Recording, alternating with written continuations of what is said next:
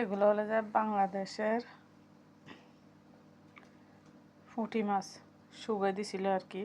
তো আমি পেঁয়াজ দিয়ে ভাজি করছি, সাদা ভাত। এখানে হলো যে শীতল শুটকির ভর্তা, এটা হলো যে চাল কুমড়ার শাক, ওটা হলো যে সাজনার ভর্তা, আর এটা হলো যে আলুর ভর্তা। এখানে 3 ধরনের ভর্তা বানাবো, আমি এখনো বানাই নাই। এ হলো যে গাছের লব্বা সিম সিরি আনছি, আর এটা হলো যে 5 গোটা হলা সবুজ সিম, এটা হলো যে লাল সিম। এগুলো আমি ভর্তা বানাবো, আমার খুবই খিদে লাগছে। তো এখন আগে খাইলে আগে এটা, পরে এগুলো বানাবো বাকিগুলা।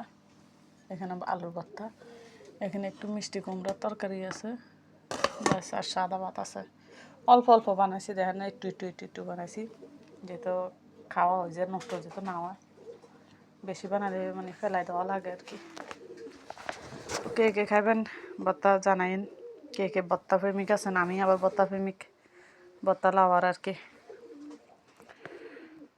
তো বিদেশে বাড়িতে ভর্তা খাই, শাক খাই, এগুলো নিজে লাগাই, তারপরে এগুলো খাই আর কি। মরিচের নিজের গাছের, আমি খাই, নিজেও বানাই খাই, খুবই ভালো লাগে। কে খাবেন।